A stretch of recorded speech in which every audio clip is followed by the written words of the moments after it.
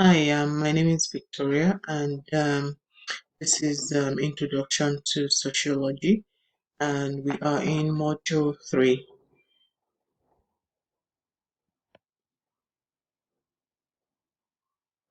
So, the question is, imagine you are the president of a Fortune 500 company.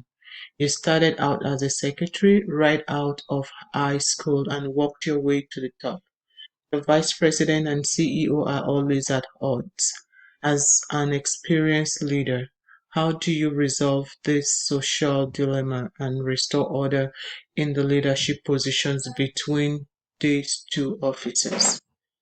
So, how to restore order among conflicting leaders?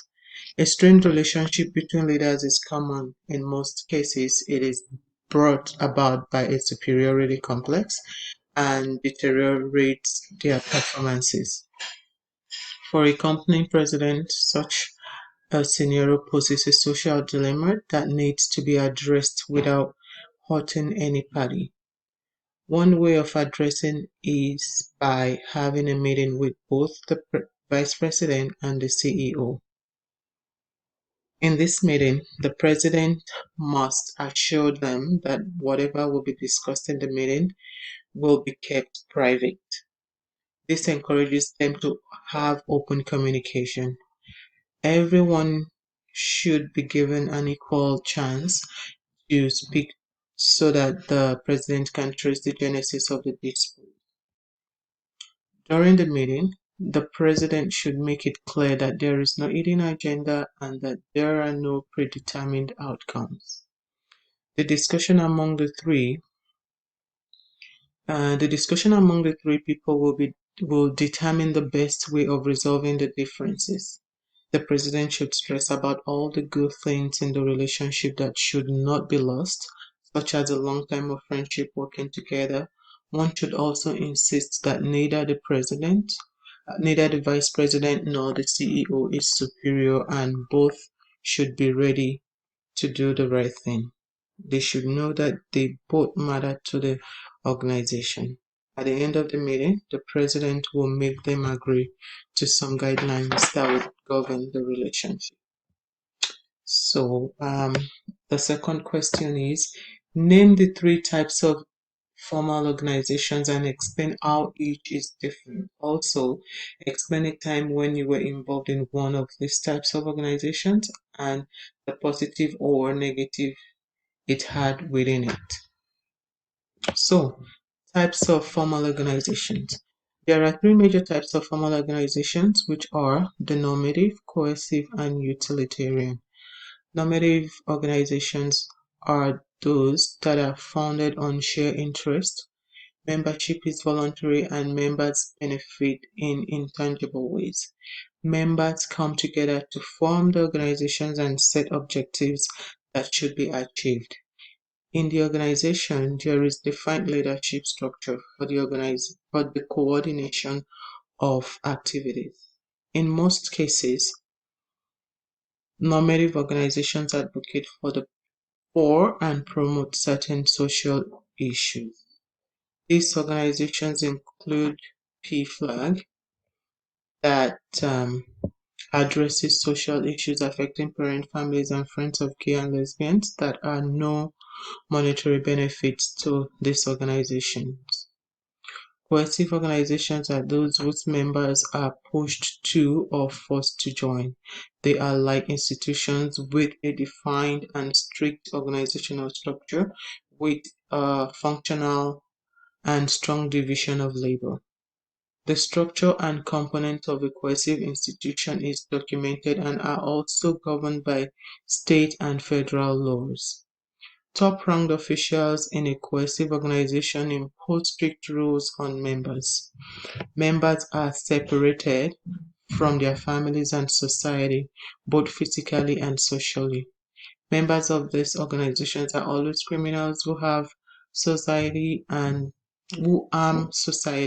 and the government uses force against such people. Military wards, president and psychiatry wards are examples of coercive organizations. Utilitarian organization, which is the last one, are those whose membership is based on rewards, such as many individuals choose to join this organization mainly for economic value. They can also be termed as remunerative organizations because members receive remunerations. People also join this organization for other purposes such as gaining health benefits and the motivation to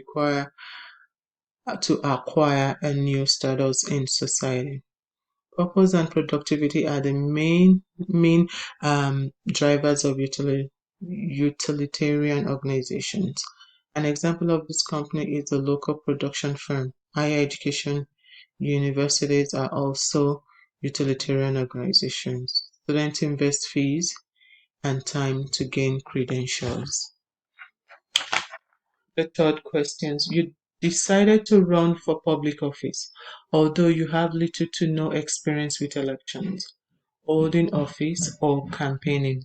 You feel you can be successful since you helped a friend who served in a public office seat last time.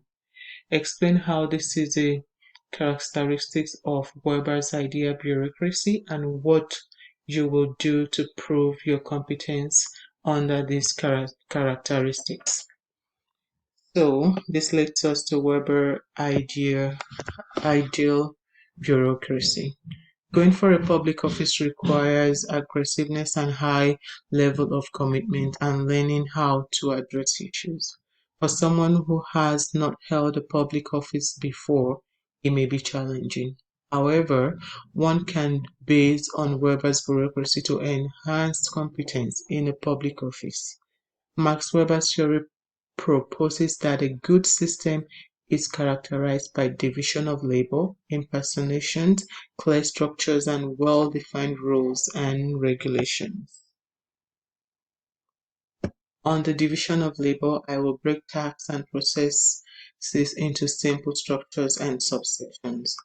This enhances the division of labor, specialization, and high-quality production.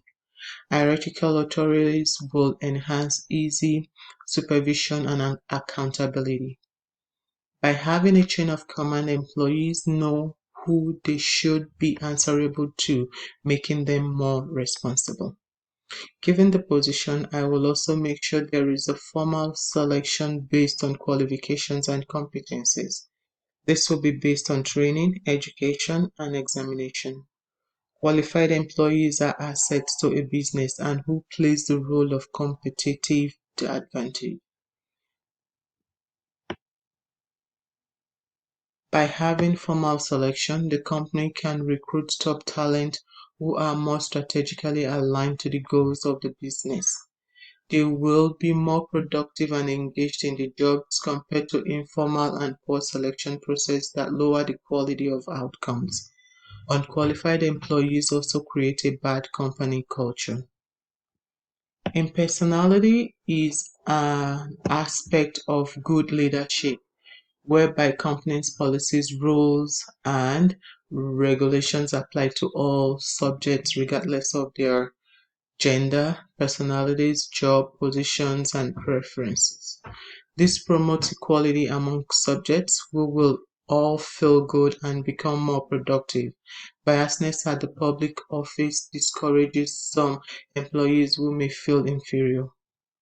When applied well, this element of bureaucracy can enable the organizations to achieve its goal. Also, it enhances the competence of a leader who will do a great job in boosting performances. And the last question says, as creative manager of a small group of employees in the advertising department, you notice one of your designers has withdrawn from the meeting, offering no input. The employee alienated concerns you. What would you do to socialize this employee and engage them in their job? That leads us to the last answer, how to improve employee engagement into their jobs. Employee engagement is overly critical in any organizations. When employees are disengaged from their jobs, productivity goes down and subsequently affects revenue and profits. One way of enhancing employee engagement is by giving individual attention. Managers should create time for individual employees and get to know what they want. Individual attention also enhances autonomy and responsibility. Also, giving individual attention makes employees feel loved and wanted. Employees become more satisfied and productive when they are given individual attention. And the rest are here. My time is up. I hope you enjoyed reading and have a good day. Thank you.